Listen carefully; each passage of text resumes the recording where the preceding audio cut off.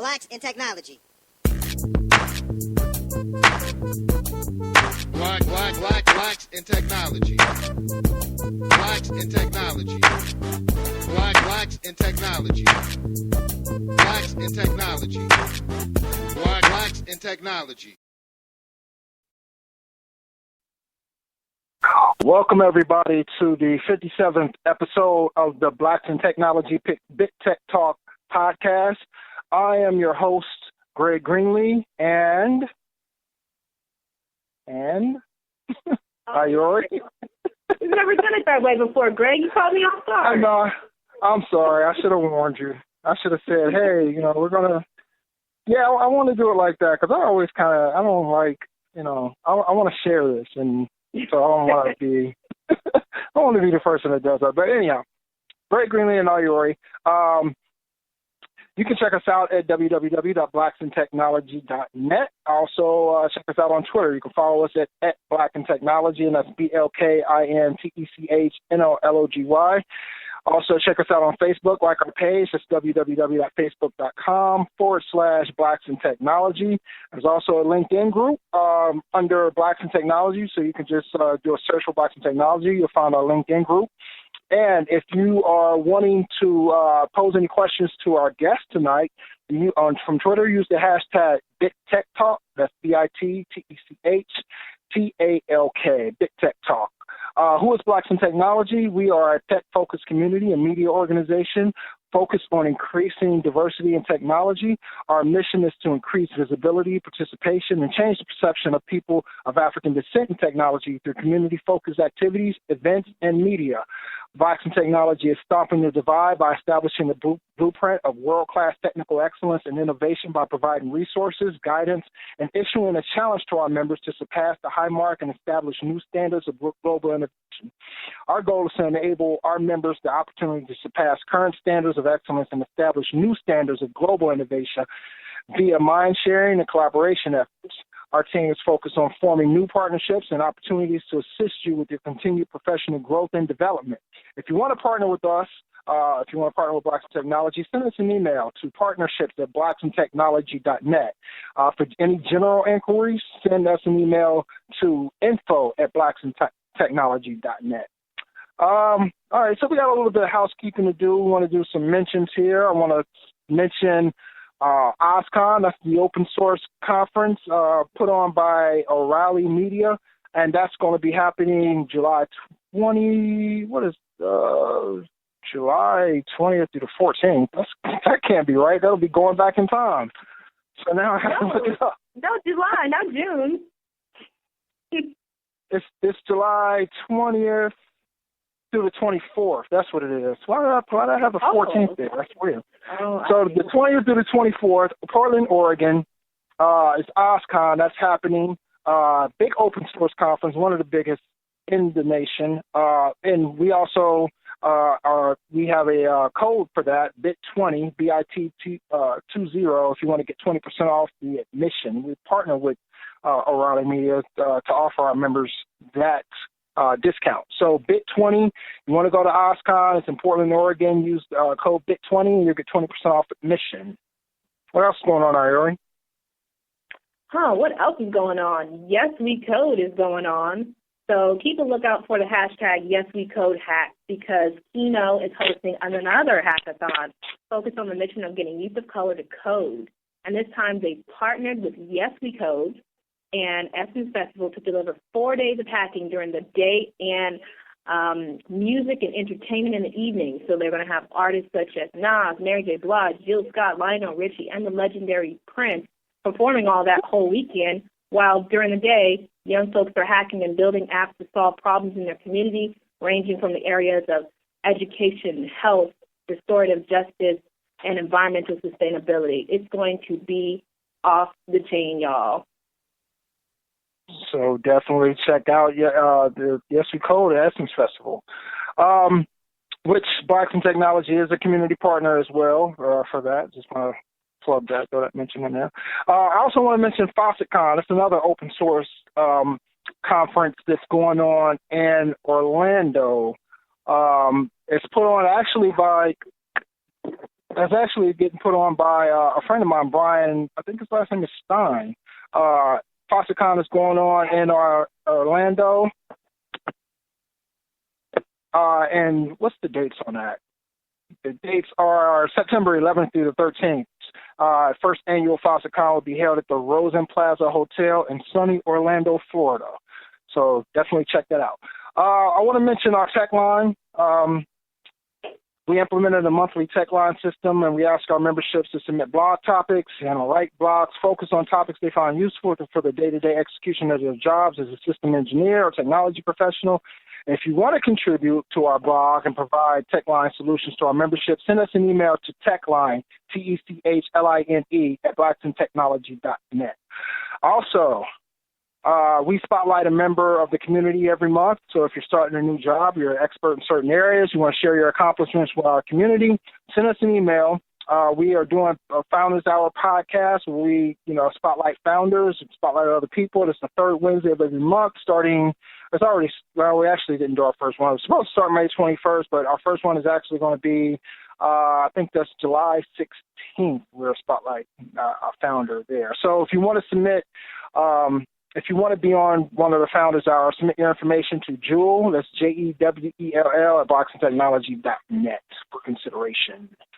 All right, what's going on in news, tech news around the nation? Tech news. Man, there is so much going on right now. Google I/O's conference just celebrated a more than doubled increase in women attendees this year. So they increased to meet the rough industry standard of around 20% for tech conferences. Now, this accomplishment was achieved through a combination of partnering with organizations focused on supporting women in tech, organizations like the Anita Borg Institute, Women Who Code, HackBright Academy, Hack Reactor, and others. And they really celebrated it in a great way. I was fortunate enough to attend some of their Women Tech Makers events where they had, I think it was 5 different events around San Francisco that were packed, and they hosted us for happy hour and dinner and networking, and really gave the women in tech community a great platform to connect with each other so that when we showed up at Google I/O, we felt comfortable, we felt like, we had friends, and it was just really a wonderful experience. So I think that's some awesome news.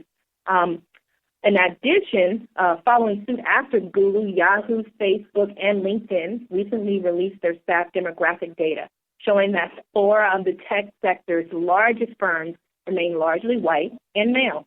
It's a fact. But guess what? That's why we're here. We're here to change that and increase diversity in technology. And we're glad that you're listening and supporting us in that and being a part of the change that will bring more innovation and diversity to technology. Also, important news around scholarships and some other conferences out there. Strange Loop and also the Grace Hopper Conference are offering scholarships to increase diversity of attendance. Those scholarships will include passes as well as travel stipends. So if you're interested in this, and everyone should absolutely be interested, get out there and make sure you apply to those scholarships. If there's anything holding you back, tweet us, send us an email at Blackstone Technology, and talk to us, because we want to help you get over that hump so that you can participate in these events, because they are a key part of the strategy to improve diversity and innovation in the tech sector, and it can support you in having a very successful career. So we want to see you there. Definitely. So let's get into introducing our guests. You want to do that, Ari? Oh, yes, absolutely. I'm so excited. So Leah McGowen-Hare is joining us today. Now, this woman is, I'm just going to read from her bio a little bit here because she is an incredible person, and I don't want to mess this up. So Leah McGowen-Hare is an accomplished and dynamic master technical trainer with Salesforce.com. Now, she has more than 20 years of tech experience under her belt, mastering roles ranging from consultant to developer to management, and what she's doing currently, which is technical training. She's been a top Dreamforce trainer since 2009. Dreamforce is the largest technology conference in the world. Just check her accolades on Twitter. People are always talking about her. She's a wonderful person. I love tweeting her. I love it when she retweets my tweets. She's really an inspiration to communities of color through organizations such as Life Course, Girls Who Code, and Black Girls Code. Through her role at Salesforce, she took part in an incredible charitable effort that involved moving the government of Haiti onto the Salesforce platform to better enable the entire country to provide social services to the people of Haiti. And this is after the earthquake, the tragedy of the earthquake. So wow, just to be in her presence is incredible. To add to that, Leah is a dance instructor. She's a fitness model and a lifelong champion for fitness and nutrition. Now, welcome to the show, Leah McGowen-Hare. Thank you. Thank you. It was a West Indian to bring out my Trini accent. I know. She did the thing from, what is that, in Living Color. She has 20 pins out. Yeah, good job. Yeah, man, we got work to do. We got work. So glad to have you on the show, Leah. You know, and if I were doing the intro, it would be that and then some about Iori, but I'm going to fall back because Iori knows. Oh, yeah, Iori is great. Iori is ridiculous. This is about Leah, though. This is about Leah. Come on. I know. I just hear from you. I am honored to be here, and this is wonderful. You know, I'm glad that I'm now in a space where I can be open about my geekness and embrace it and make it cool. Because back in the day, honey, it wasn't as such. I was a closet geek. Wow. Oh, you're talking about back in the day. Let's go back there and tell us, give us your background, how you got started in tech. Let's go. Well, yeah, I was a prodigy child. That's why I started so early. I'm a Deuce Hauser of the technology. No, I started off, you know, I was blessed and fortunate that I had, my father was a professor, my mother was a teacher. So I did not come from, you know, a wealthy family, but I came from a family that was educated and valued education and saw the value of education. So that was a true blessing for me, my brother, and sister. My father introduced me to computers back in the 80s. My first computer was like a Commodore PET, and it was one where you put a cassette tape in and you push play. And you know, he wasn't in technology. He was actually in education. So, but he was always abreast of the latest. So he actually introduced me. So I started coding at 12 years old, and I was coding like in BASIC. BASIC was the language then. And then went off. I went to, you know, boarding school, was coding throughout boarding school, which was interesting to me because back when I was in high school, which was back in the I think. Oh, what was that? I think it got broke up. I think it was a little unclear. For some reason that just didn't come through clear. I don't know what that was about. Anywho, moving forward, they taught coding, and I don't know when and where that just dropped off. Like it fell off. Coding was no longer being taught in schools. So, and I'm not talking, you know, even in private schools, it was not being taught. So I was quite surprised to learn of that. But I developed but lo and behold, my goal was to be a Broadway dancer. But apparently that wasn't my father's goal. So I majored in college, and I told my father, I'm majoring in dance. He was like, oh, no, you're not. I'm going to let you play with this for 2 years, but then you got to get a real major. So I did, and I changed to computer science, and I still did dance on the side, as always, in theater. And, you know, moved to New York to work for a company at the time called Anderson Consulting, where I was a consultant and did development as well as ended up managing development teams. I actually worked in the World Trade Center and did development in the financial services for many years. And then moved out to California and joined a company called PeopleSoft, now Oracle, and did development there. But then I fell into my passion, which was technical training, because it married the best of both worlds for me. I could still be abreast of technology, but I could actually engage and talk with people. Because any hardcore developer knows developers don't chitty-chat with each other. So I probably was, as someone once put it, when I come into the office, productivity goes down, but morale goes up. So, you know, it's a trade-off. because I'm a little social.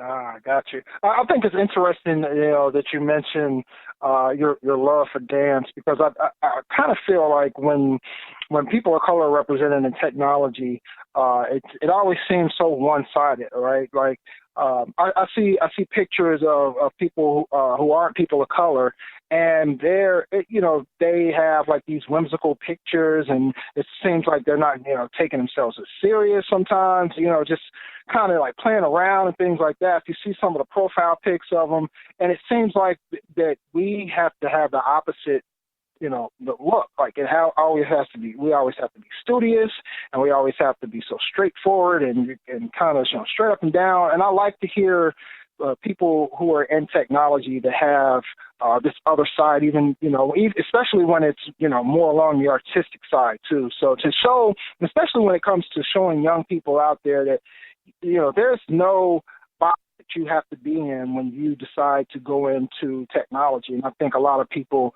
young people, might think that might be the perception. Like, hey, if you go into technology, you have to be this quote unquote lame square geek. But I think it's okay to embrace the fact that you are nerdy and that you are geeky, but at the same time, show this other side.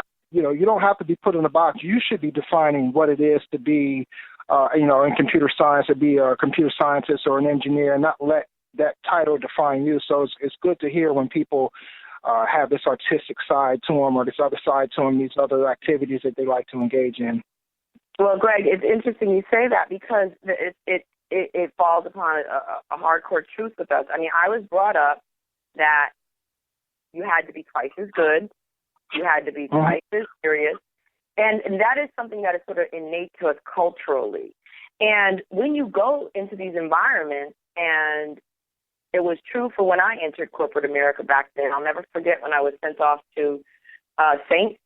Charles, Illinois, to Accenture's training center out there. And I looked at the walls of the founding fathers, and I was like, what the heck am I doing here? Because it was all old white men, and here I was, this chocolate girl amongst many others that, other people that were there. I was probably there was one other gentleman who was from South Africa, a black gentleman from South Africa, but that was it. And, you have this feeling like, okay, and then we also sometimes carry on our shoulders, we got the weight of the world. I've got to represent not just me, but my people. I've got to, I can't be in here, lollygagging. I've got to represent it. My forefathers have fought for me to be here. So you have that almost built into your DNA. So you're right. We're not going to be in there all whimsical and, walking in with flip-flops and, like it's our home, because it is not. And you realize every day that there is only one of you. So there's so many people who can tell stories. When they first saw me come in, I know there's one developer when I worked at PeopleSoft, and there's several people at Salesforce. When I first joined any company, they saw my head is down. I am studying the landscape. I am very serious about what I'm doing. I'm very, very serious. It's not until I have shown my credibility that I begin to loosen up. That's just how I go. Yeah. I have one who always tells the story. She's like, I saw her walk in, and she had this suit on, and she was all serious, had her hair pulled back, and I was like, wow. So then a year later, I was like, oh, okay, we were all sold something different. But it's just, before you get comfortable, that you can literally let your hair down. At least for me, that's kind of what works for me. Nice. That's awesome. So just switching topics just a little bit to talk a little bit more about the world in which you work in the profession and the technology around that. I'm curious what your opinion is around cloud computing and, really what's made that cloud computing take off so much as it has. Well, I've seen sort of the evolution of computing and go through many different stages and evolve and constantly be evolving. When I started off, it was mainframes, and, you had the black screens with the green letters or orange letters, and you had batch programming and online CICS. And, boy, I remember us development teams, we would fight over who got the online, because that was the coolest piece, to do the online work. Nobody wanted to do the batch programs, right? So, that's where you have the green letters showing up, and it was pretty fancy for us. It was terminal, computer, whatever. And then you moved over to, client server, and then it was like, oh, my gosh, look, there's color. Wow. Now you can have all these crazy UIs, and, oh, look at these animated GIFs, and, oh, it just got crazy, right? And then it was like, okay, we need to pull in usability. Somebody's studying user interfaces. So that took off for a while. All these great, people companies invested in these usability testing labs to see how the user interfaces were effective or if they weren't. And they would, have people volunteer to come use the software, and they'd watch them study it. It was really interesting. And then, that then moved over into, the web, where you had these web applications and hosted solutions, which was on a conceptual level very similar to cloud computing, but not necessarily the same depending on the architecture behind the cloud computing. Whereas people would sell themselves off as cloud computing, and really it might have been a hosted solution where, in essence, instead of me housing my server, you're housing my server, and I'm still paying for the full-on server, the full-on database, even utilizing all of that. So that's more of a hosted solution. So then learning about the whole cloud computing when I joined Salesforce was really, it was like, my analogy would be like learning an exercise that used a part of your muscle you've never used before. And it's like, ouch. That was me using parts of my brain that was like, what? Wait a minute, that does not compute. How does that work? I really had to stretch the way that I thought. I had to stretch the way that I was introduced to developing. And it was a shift in my mind thought, which is great. It's never comfortable, right? It's never comfortable, but the end result was great because now I can see things in different ways. And just learning about the whole multi-tenant environment and, the slicing and dicing of the servers and the back-end architecture, which made that very different than what we would refer to as a hosted solution, which a lot of people are still calling their cloud solution. So probably more than you care to know, but yeah.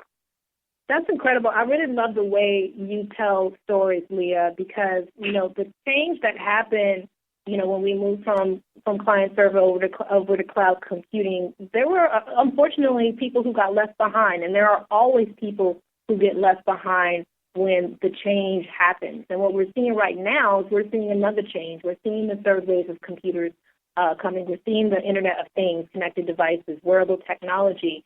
And as much as it's going to be a challenge for some people to catch up, it's a huge opportunity for many others who are excited about this shift. And listening to you talk about cloud computing gets people excited. I mean, I don't know how you do it. You have a gift. It's wonderful. Well, I mean, when you start stretching your brain and you're absolutely right. And it's so interesting, Iori, that you say that people get left behind because for some reason, I think I'm the magnet for those people that get left behind because because I can sometimes go back, back in the good old days with JCL and COBOL, and their eyes light up and they're like, yeah. But then I'm able to move forward and those people who got left behind are still there. And it's like, and you know what? And that's okay because those systems still need to be supported. We still need to integrate with those systems.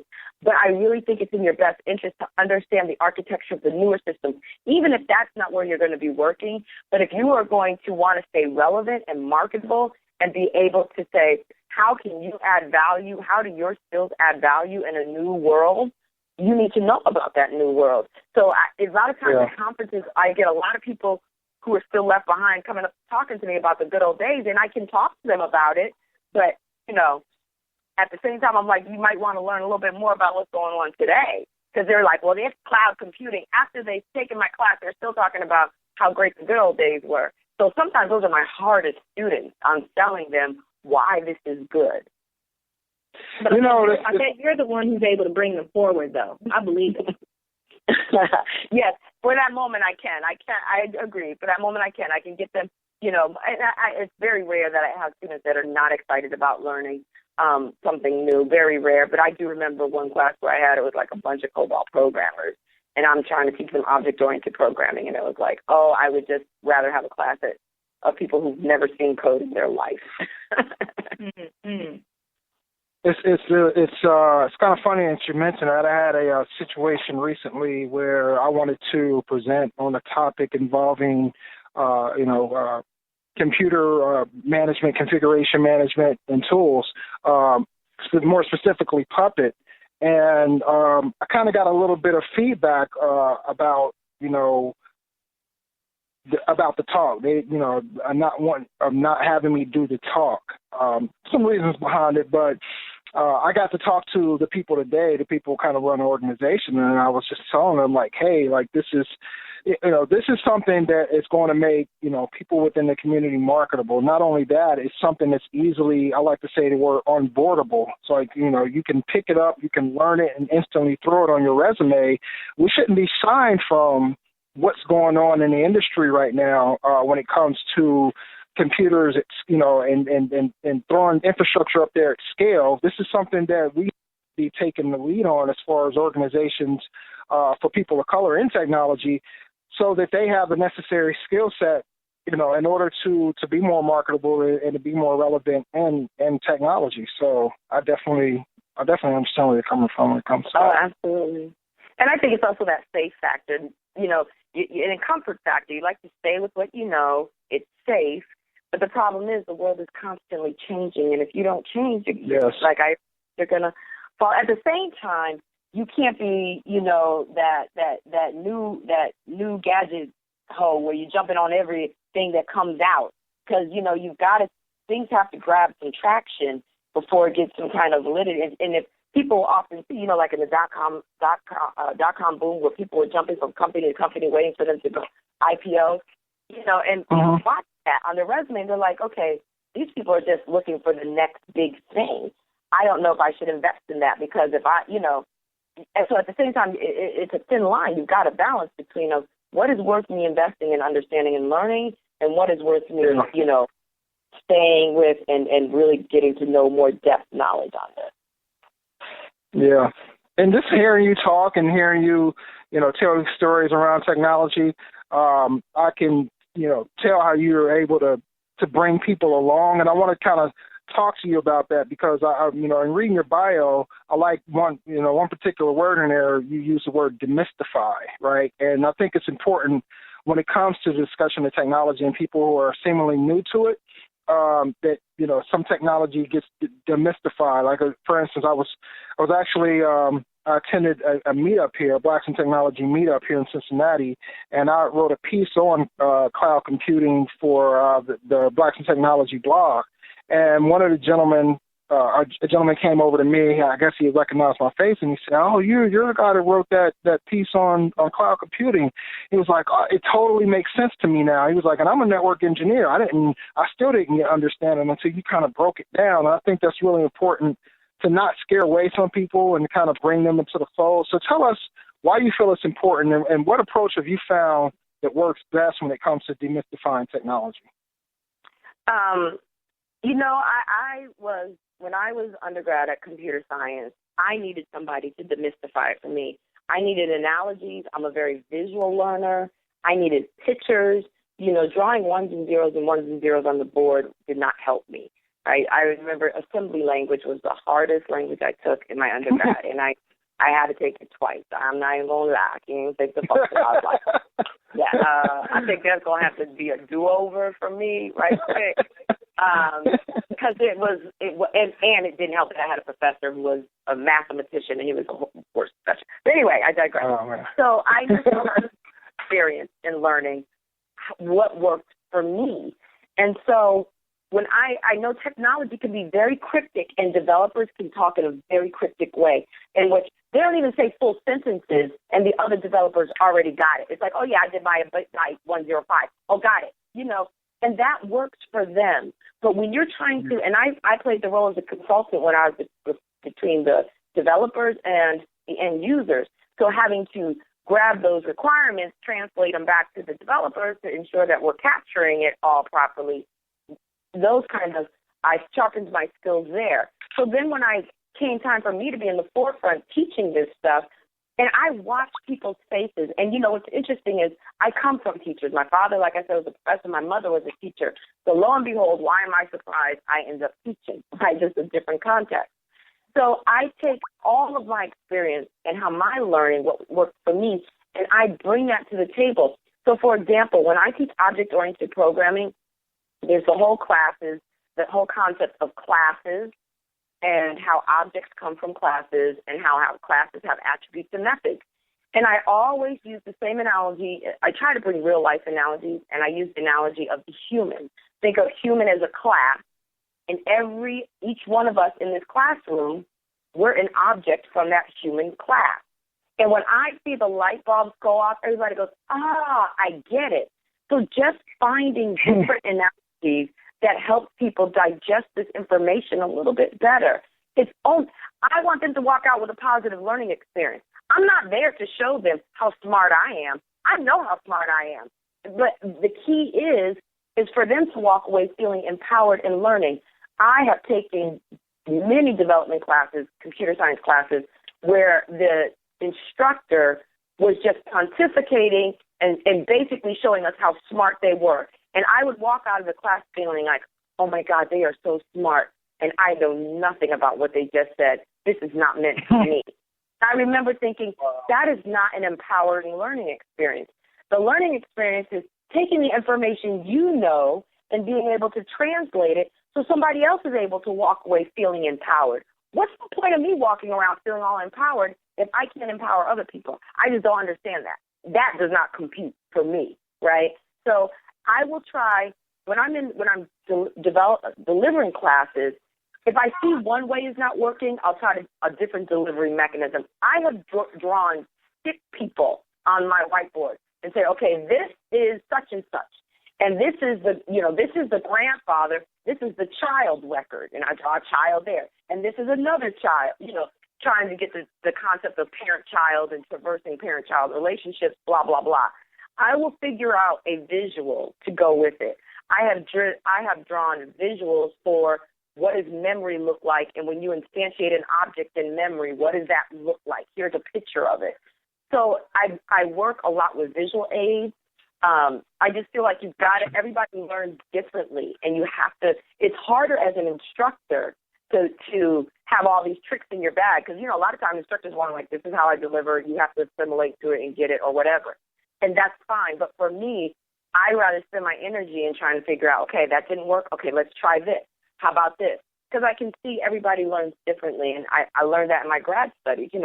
Some people are kinesthetic learners, some people are audio learners, some people are more visual learners. So you just kind of have to figure out what your audience is and try your best to accommodate that. Thank you, Leah. Thank you. Bravo.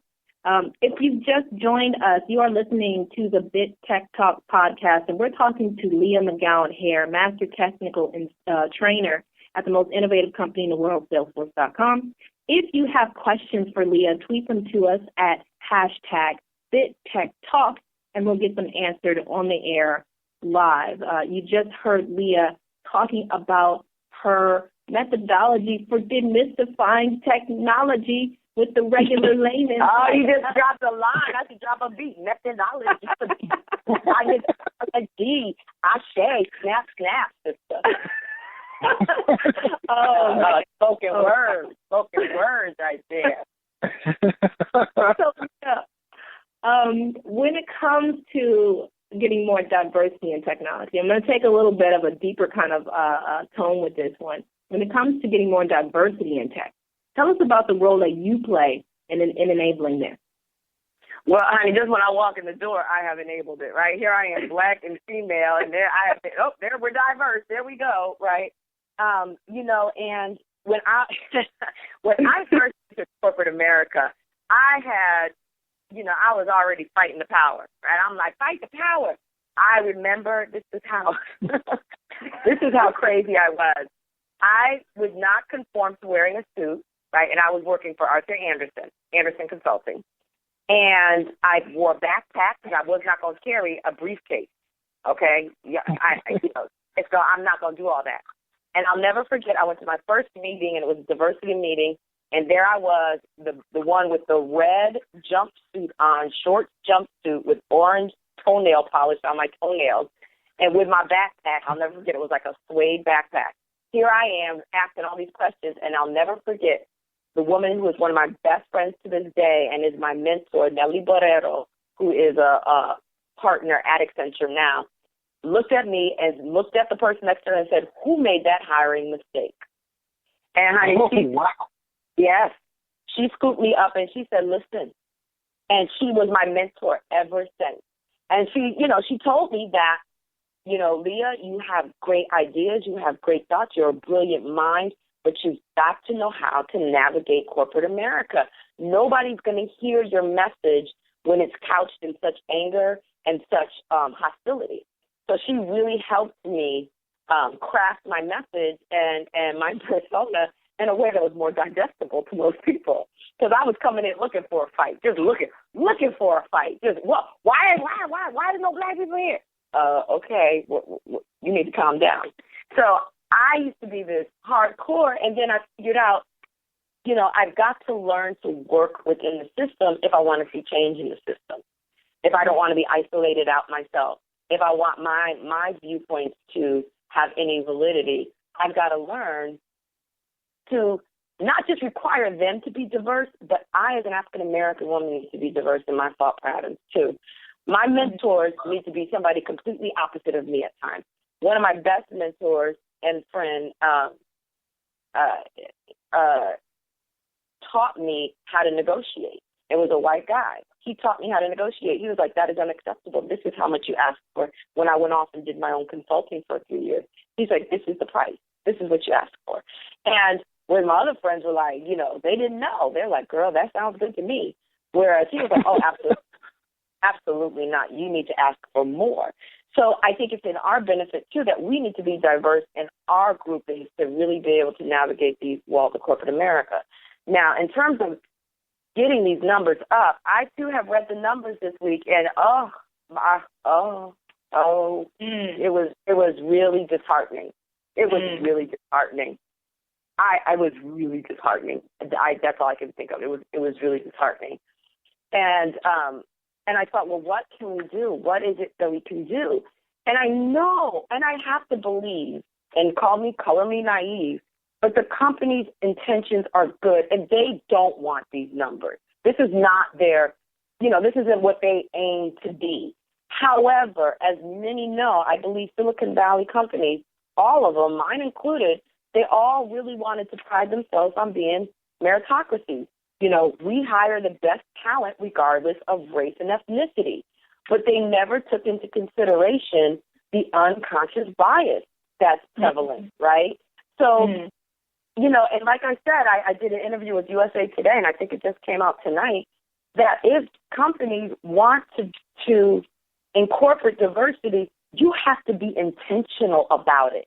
It does not just happen. It does, it's kind of like if you want to get in shape, it does not just happen. You have to put that work in. You have to be intentional about the workouts you do. You have to be intentional about the food that you take. If you want diverse and an inclusive environment, you need to be intentional about that. You need to go out and, yes, hire the best talent, but make sure your talent pool is diverse. And guess what? It may not come easy. You're going to have to go out there and work. The people are out there, but you're going to have to go out there and look. You're going to have to go outside of your normal recruiting or your comfort level or your network of the old boys club. You're going to have to go out there. You're going to have to go outside of that. Otherwise, you're going to end up rendering what you always have. So if you don't make it intentional, it does not just happen. And that's the kind of change where it might feel really difficult when it's new, when you've just started it. But I expect it to be something that's just like a muscle, that once you've started exercising it, the muscle gets stronger and it becomes more natural, and it even starts to feed itself. Your efforts start to increase upon itself exponentially. What do you think? I agree. I like that analogy. Yes, absolutely. Now, we do fall off on our exercises from time to time. Got to have a buddy be like, "Hey, this hiring pool coming in isn't looking so diverse. What's happening?" Oh, right. You know what I mean? So we do have to have our checks and balances in place. Now, let me just go on the record, and everybody who's listening, hear me loud and hear me clear. I am not saying go out and hire someone just because they're African American or just because they're a woman. you are doing yourself a disadvantage and you're doing that person a disadvantage. That is not the point at all. And that would backfire in the long run, right? Nobody wants to be hired for that. People want to be recognized and acknowledged for their talents and their skill set and their tenacity, regardless of race. I'm saying make sure your recruiters are working hard to provide you diverse candidates, qualified diverse candidates. It's really, you know, that you have to be intentional about it. It's not going to just happen. I think you might be the most impassioned guest we've had on the show thus far on this topic. I agree. Yeah, I agree. And I want to point out, I kind of want to get the phrase that the statement that you made correct, because I want to tweet that out. You said something about we shouldn't, just require, not only should we require orgs to be diverse, but we need to be diverse in our thinking as well. Is that kind of... Absolutely. We always want to point the finger. I think that's perfect. You need to befriend people who don't look like you at work. You need to get mentors that don't look like you at work. You need to open up your mindset too. I think sometimes we think, well, we already live in their world. We know all about them, but we really don't. And as soon as you put that thing that you know everything, you're not going to be open to learning other things. Snap, snap, snap. I'm just saying. No, I think that's really important. I think that gets lost in the conversation quite often. Yeah. There's responsibilities on both ends. Don't get it twisted. There's responsibilities on both ends. And another responsibility we have on our end, and Ayori has made me accountable, thank God. I call her like the Angela Davis of Salesforce or the Harriet Tubman. She's going to make sure we are all accountable in that company, as she should. And, there's times when I'm slacking where I don't want to participate in things. I'm like, look, I got to go home and take care of my kids. I got stuff to do later for all that. But you know what? We do have a responsibility. And, I think it's important that we, for those of us that have walked into the doors, that we make sure we expose and we connect with the youth in whatever way it is, whether it's working with nonprofits or whether it's bringing your own kids and your kids' friends or whatever to your job and exposing them. It's a point that you make sure you're exposing the youth, because they are not going to believe, if they don't see themselves represented there, they truly feel like it's not a place for them. And we are there. We're not large in numbers, but those of us that are there have a responsibility to make sure we connect with the youth to let them know it is viable. It is a viable option for you. Mm-hmm. Yeah, and we got some, we want to get into that as well, talking about the kids and later on in our questioning. But I want to talk about, we touched a little bit earlier about, activities outside of tech and showing this other side of yourself, being a person of color in tech. So I kind of want to talk about, you're really into health and fitness, and can you share a little bit about that aspect of your life, what got you into that, and some of the things that go along with that side? Oh, sure. I mean, I think everybody. We're all complex individuals. Nobody is just straight up black and white, right? I computer, I just sit in code, blah blah. No, there are so many. We all have many different complexities to us. For me, like I said, my passion, I grew up watching Fame. I just knew I was going to be Irene Cara. Then I was going to be Flashdance. I had my ripped shirt, my headband. I forgot my headband and leg warmers. I'm ready. Whenever you're ready, I'm ready. I even auditioned to be a fly girl, lo and behold. And I was told by Jennifer Lopez, you can dance, but you don't have the look. Next. I was like, okay. Well, wow. Yes. So, but it never killed the passion. Just to let you know, I'm throwing out all my Jennifer Lopez CDs right now. No, don't do it. No, but it wasn't Jennifer Lopez. I don't have Jennifer Lopez CDs. It was Rosie Perez. It was Rosie Perez. Oh. Rosie. Wow, Rosie was feisty for Rosie. She said, you can dance, but you don't have the look, okay? Next, they were looking for somebody Latina. And I was like, listen, you don't know. I could be Dominican. You don't know what diaspora I come from, okay? I could be Latina.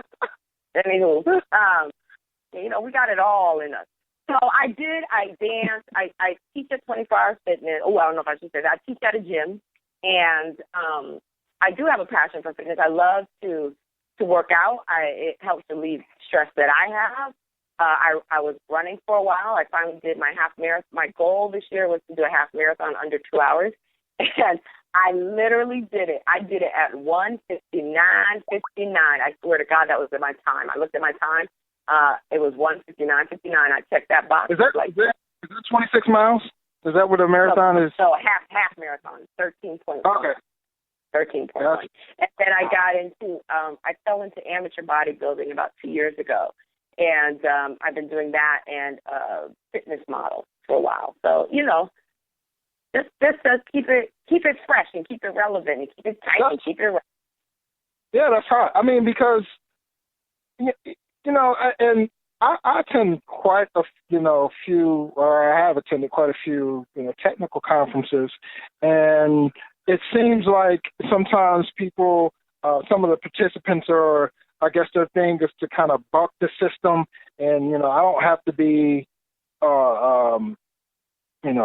this person that stays, I'll eat, what I want and eat 20 Twinkies and blah blah blah blah blah, and people see that perception of it, and they think that's kind of what what they have to fit in. So, like I said before, I love hearing things like this. People talking about the other aspects of their lives, and I think you hit on it earlier, Greg. It's that I think what we have to do, black, white, green, we have to stop buying in to these images that media will have us believe. The media will have us believe if you're a techie, then you're out of shape, you eat lots of junk food, you never leave your computer, right? And so you feel that's the image that you need to buy into. And if you're anything other than that, then you lose dev cred, you lose dev credibility, right? Or if you're African-American female, these are only your choices of what you're going to be when you grow up. Here are those images. So I think what we have to do is just stop buying into these images and create our own images. I heard it said once, turn off the television and start telling your own vision. Tell your own vision. Wow. Wow. Yep. Wow. Oh, power. Tell power. your own vision. Power. Oh, my goodness.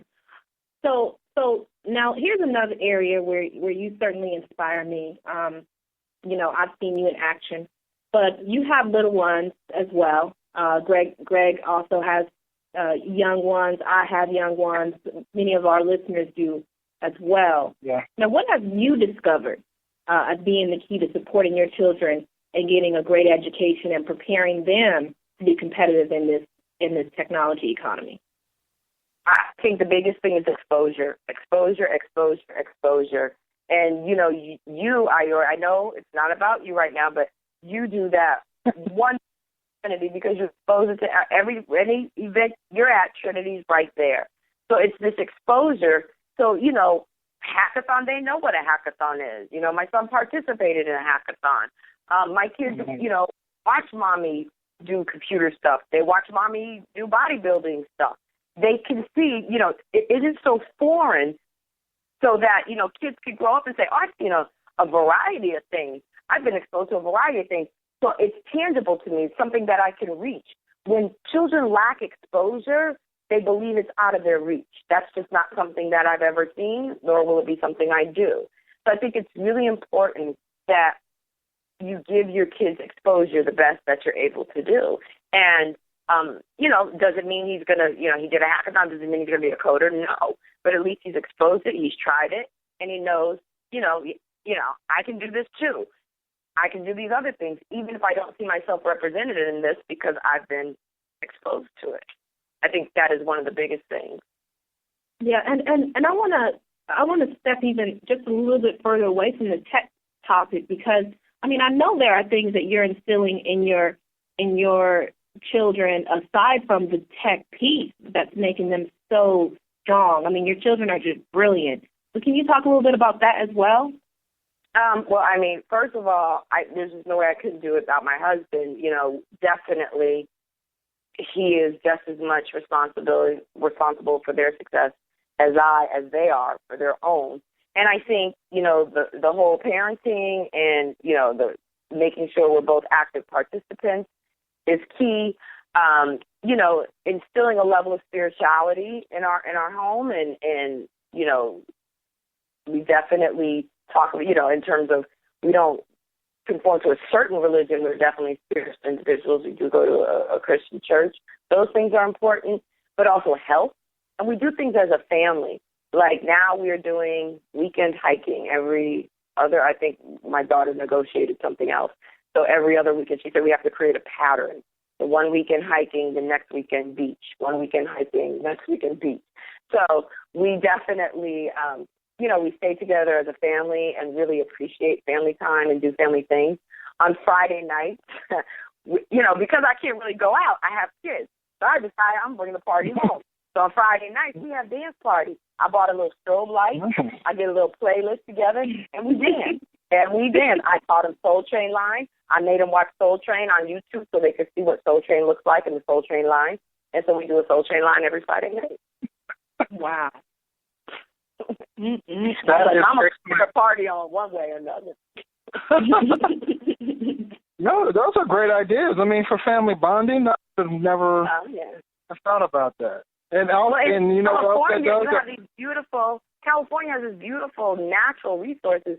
It makes no sense to live in California and not go to the beach at least once a month, or go for a hike. And all these are free things. These things don't cost.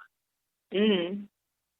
You know what I'm wondering right now? I'm wondering what it's going to be like for your kids when they go to school and they say, "Oh, we were Soul Train dancing." And I'm like, "What the heck are you? What is Soul Train?"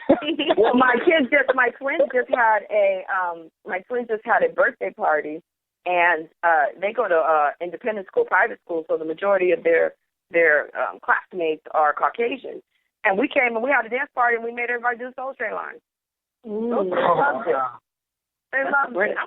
I'm going to have to create a change.org petition to bring back Soul Train with Leah McGowen-Hare as the host. Everybody can bring back Soul Train in their own home, honey. Soul Train will always be alive. I think I'm going to steal that. By the way, I got to do that. That brings that generation into this generation. It's important to know about these things. These are part of our culture, part of our history. Soul Train. I call it like I whenever we're in the car, I make sure my oldest that he knows the music. I'm like, "Who's that singer right there?" He's like, "Luther Vandross." I go, "No, it's just Luther. We just say Luther. It's not Luther Vandross, it's Luther." I go, "Okay, now who's that?" He goes, "Stevie Wonder." I was like, "Okay, these are all important things. Rites of passage. Rites of passage." Yes. And there's a new show coming out in the fall called Blackish, which is a kind of like trying to instill that culture in your kids. So it's the things that we sort of took for granted growing up with that some of our kids just don't see, like double dutching. Yeah. My kids. Oh, wow. Yeah. Hello? Yeah, I'm here. Oh, okay, I'm sorry. Kind of cut out. And Sorry. No problem. So it's a great discussion. So let's, I kind of want to shift gears and talk a little bit about, kind of career-specific question here and for technology, because you've been in technology for over 20 years. Obviously, you've been successful in staying relevant. So what are some of the keys to your longevity, and how do you stay relevant? When Naomi had mentioned, when the technologies come off, some people don't change with the technology and fall to the side. I remember almost being at that point. I was holding on to the technology that I knew was the most relevant at the time was PeopleSoft, but I knew that was falling off soon. I mean, it's still out there.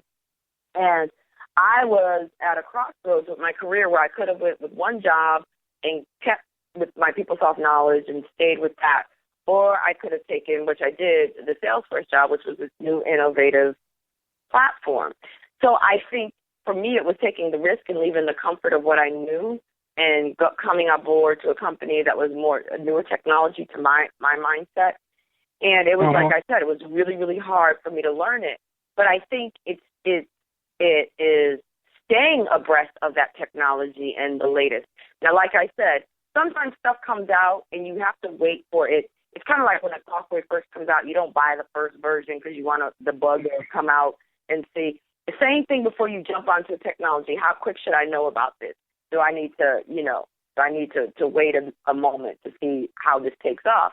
I mean, but that's your own judgment call. But you definitely want to stay abreast of it. I was talking to a great mentor of mine and a great friend of IOR's of mine, Mary Scotton, and we were talking about our feeds, our Twitter feeds, our Facebook feeds. And I said, you need to be conscious of what that feed. I said, it's called feed for a reason because it's feeding your thoughts and it's feeding your mind. So what are those feeds coming in? Are you being, are you being fed the same information you always knew, right? And it's re-solidifying stuff that you've always known.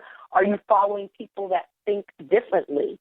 Are you following people that think negatively? Because those thoughts are feeding you indirectly. So I said, every quarter I do a cleanup of my feeds, and if I find people aren't adding value, I unfollow or I unfriend or unsubscribe, because I need to know that what I'm taking my time to read and look at is adding value or helping me stay relevant. So a lot of times, like my Twitter feeds and my Facebook feeds are things that are helping me grow and stay relevant first and foremost as a person, and then more specifically in technology.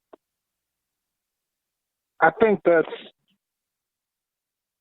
very, very powerful what you just said, because especially about the Twitter feeds, because I usually, people will follow me, and sometimes I'll look and I kind of check them out and see whether or not, are they in the same field? What are they doing? That type of thing before I go and I add them, right? But recently, and this was probably in the past couple of weeks, I had to go through a cleaning phase too, because there was some controversy that happened, and it was just so minute and small, but everybody was tweeting about it. I'm trying to think if it had something to do with something about either Jay-Z and Beyonce or Kanye West and Kim Kardashian. There was just something that was going on. It was just so irrelevant. And everybody that tweeted anything about that, I removed them. Like, no, this is not what I want into my feed, right? This is not anything that's irrelevant to me or anything that I'm trying to accomplish at all. So if you are tweeting about Jay-Z and Beyonce's controversy, it was about the salon controversy. Oh, yeah, they have in the elevator. Yeah. Yeah, anybody that was, and I try to follow, quite a few tech people, or mostly tech people, really. And it was like, oh, you're talking about that? And you make it a big, nope, click, unfollow. That's not the type of stuff that I want to hear about in my daily feed. And so I think that's real important that you mention that, and people out there as well can take heed to that as well. Like, this is, you want to, if you're going to have like a feed like Twitter, you want to be, you want information coming in that's going to be relevant, that's going to help you grow as a person, and not, all the nonsense that's going on out there. So right, and that is for you to judge what that is going to be. I mean, exactly. It's like with any analogy. When you choose food, you choose food that's going to feed you in a healthy, nutritious way. Yes, sometimes we choose some bad food. So yes, you can go visit some bad sites if you want it from time to time, but you have to be very conscious about what you're feeding into your body, right? You have to be very conscious about the thoughts that you're feeding into your mind when you read this stuff, because it does have an impact. I agree. So that's one of the ways I try to stay relevant, is ensuring that I'm following innovators and people that are relevant and, and in the know. Some people are just all over the place so fast, it's so hard for me to stay abreast, but I definitely I'm not in the fast lane, but I'm not in the slow lane. I'm sort of in the middle lane. So if you're listening and you're wanting to know what you need to have in your feed, you definitely need to have Blacks in Technology in your feed. Absolutely. So make sure you add Leah to your feed, and then also follow who she follows, because she's got it going on. Yeah. I better go clean up house right quick. Don't follow my cousin Ray. He's just a hot mess. I don't know what and I do not subscribe to that. That was funny. So before we jump out of here, is there anything else that you want to share? You want to tell people about? anything that's going on with you, any events? No, I mean, I just think I want to take a minute to pay homage to both Greg and Iori for doing this. I mean, there aren't too many of us out there doing this. A lot of people are talking about the problem, you know, the lack of diversity in technology, but here you all are taking actions to help, you know, demystify that and change that fact that there aren't that many, but trying to get the word out and trying to educate and being a resource for many. So I just want to make sure that, you know, you all are acknowledged for that, and I do appreciate that. Definitely. Thank you. Thank you a lot. So before we jump out of here, we want to do a quick lightning round. We did this on our last podcast, and I, you know, kind of like it. So we're going to continue the trend. We're going to do a lightning round. Do you want to do a lightning round this time, Iori? Yeah, let's go through it. It's fast. All right, yeah. Let's do it. It's like lightning. Kick it off, Greg. Oh, you want me to kick it off? Okay. All right. So, first question of the lightning round. Mainframe or cloud computing? Cloud computing. Woohoo. Cake or ice cream? Where did I get that Ooh, question? cake. Cake or ice cream? Cake? That's actually a good question then.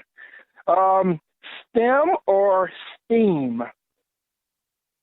STEAM. STEAM. Mm-hmm. The artistic side, yes. Mm-hmm. iOS or Android? Android. Woohoo! Another Android fan. Star Trek. Go ahead. I have both of them. Android. Oh, okay. Star Trek or Star Wars? Kirkland. Neither. Kirkland. Kirkland. I have to include Kirkland as one of the choices next. Star Trek, Star Wars, or Kirkland? All right. Last but not least, fitness trainer or technical trainer? Oh. Yeah, I knew that would get you. Teacher. All right. Whoa. Yeah, that kind of messed me up there. Yeah, I was trying to get you. I was trying to get you to choose, and I can't. I'll choose trainer. Nice. I think that's it. That's it for the lightning round. You won. Awesome. Do I get cake? Yes, you get cake. All right. So, Leah, we're going to wrap. Yeah, definitely. This was a great podcast. I definitely want to thank you for joining us here tonight on the Big Tech Talk podcast. And thank you, Iori, for getting Leah to come on board and talk to us. This is great. Yeah, Iori, and let us know how it's going down there over at Google I/O. I know you're down there representing, so. Oh, yeah, it's going great. Folks, check out the videos from Google I/O. They are all posted online, available for everyone to listen in.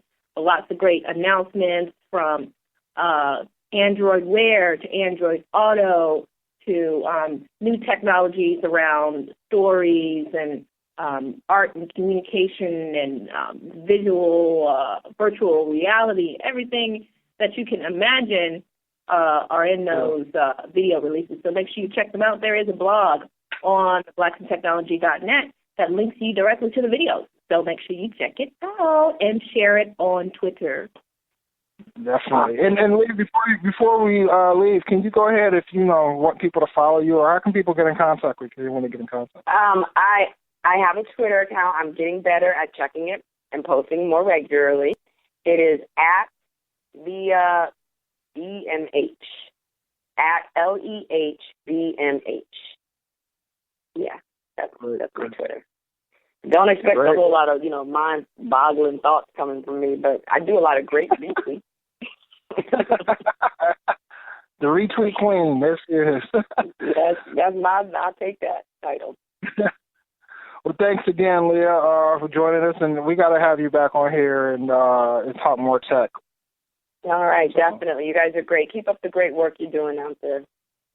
Thank you, and thank our audience for listening, and tune in next time for the next Big Tech Talk. Thank you. Take care.